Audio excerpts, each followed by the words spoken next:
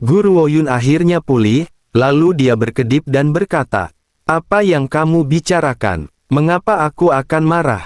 Namun Xiao Ye, aku tidak berpikir bahwa kamu masih akan sekuat ini setelah kehilangan ingatanmu.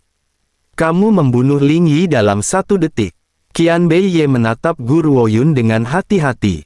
"Xiao Yun, kamu tidak marah padaku. Kenapa aku harus marah padamu?"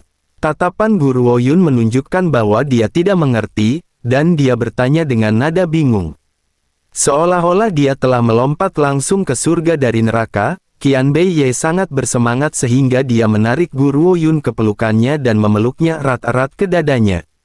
Guru Woyun terpaku di tempat seperti disambar petir. Sejujurnya dia sangat menyukai Qian Bei Ye, dia juga tidak tahu mengapa, tetapi dia percaya bahwa dia tidak akan menyakitinya. Tidak masuk akal untuk memiliki kepercayaan seperti ini padanya, dan bahkan Guru Woyun sendiri tidak jelas dari mana asalnya. Namun pelukan ini membuatnya merasa tercengang. Sejak mereka bertemu, Xiao Ye tidak pernah membuat gerakan intim seperti itu. Qian Bei Ye memeluk Guru Woyun dengan erat sebelum melanjutkan. "Xiao Yun, terima kasih. Aku pikir kamu marah karena aku terlalu kejam. Jadi aku takut kamu akan mengabaikanku. Xiao Yun, aku tidak akan membiarkanmu terluka lagi. Dan aku tidak akan pernah meninggalkanmu. Karena aku tidak ingin melihatmu berdarah. Kalau tidak aku akan terluka di sini." Qian Bei Ye menunjuk dadanya dan alisnya sedikit menyatu. "Aku tidak tahu kenapa, tapi aku selalu memikirkanmu di hatiku. Dan kamulah yang membangunkanku dari tidurku. Xiao Yun, apakah menurutmu kita ditakdirkan untuk bertemu?" "Ditakdirkan?" Guru Woyun menutup matanya perlahan, dan pada saat itu wajah muram dan tegas muncul di benaknya. Pria itu adalah pria yang paling dia percayai sejak awal. Kalau tidak, dia tidak akan mempercayakan saudara laki-lakinya yang tersayang kepadanya. Namun pada akhirnya dia telah mengkhianatinya karena alasan egois, dan dia bahkan memotong-motong Yuer dengan kejam. Memikirkan adegan itu, hatinya tidak bisa menahan rasa sakit. Rasa sakit yang menyayat hati itu adalah sesuatu yang tidak akan bisa dia lupakan, tidak peduli berapa banyak kehidupan yang telah berlalu. "Ditakdirkan." Tiba-tiba tawa ringan terdengar dari dekat. Guru Woyun perlahan kembali ke masa sekarang dan melihat ke arah orang yang berjalan ke arahnya. Namun sejak awal tatapan Siyun selalu tertuju pada Qian Bei Ye. Sebenarnya, terkadang perasaan mungkin tidak akurat. Terutama untuk seseorang yang kehilangan ingatannya sepertimu. Jika Anda berbicara tentang nasib, maka itu hanya dia dan dia. Guru Woyun hanya sia-sia. Bagaimana dia bisa berjuang bersama pria ini? Tidak ada orang lain di daratan ini yang bisa berdiri di sisinya, kecuali dirinya sendiri.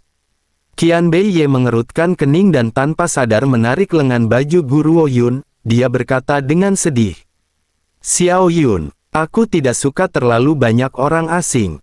Bisakah kita kembali untuk beristirahat?" Untuk beberapa alasan, wanita di depannya memberinya perasaan tidak nyaman. Perasaan seperti itu membuatnya ingin menjauhinya, jauh sekali. "Tentu, aku juga tidak suka orang-orang ini." Guru Woyun mengangguk, lalu sepertinya memikirkan sesuatu. Dia perlahan berjalan ke sisi Luo Yin. "Luo Yin, maafkan aku. Kamu terseret ke dalam kekacauan itu karena aku." Luo Yin menggelengkan kepalanya. "Orang yang seharusnya minta maaf adalah aku. Jika bukan karena aku, maka kamu tidak akan." Hatinya tercekat begitu dia memikirkan adegan menakutkan tadi. Jika Qian Bei Ye tidak datang tepat waktu, dia tidak akan bisa memaafkan dirinya sendiri selama sisa hidupnya. "Jangan khawatir, Ling Yi tidak akan bisa membunuhku."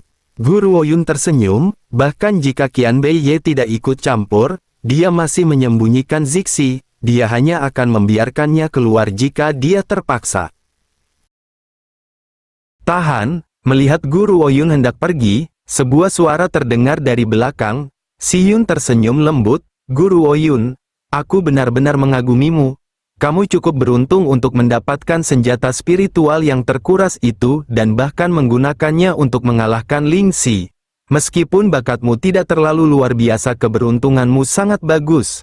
Terutama, dia berhenti sejenak sebelum melanjutkan untuk mengatakan, kamu mengambil pria amnesia ini dan kamu bahkan berhasil mencuci otaknya dengan gagasan bahwa kamu berbagi semacam nasib dengannya, membuatnya percaya bahwa kamulah yang dia cari. Namun kebenaran akan selalu muncul suatu hari nanti. Aku harap kamu tahu apa yang harus kamu lakukan.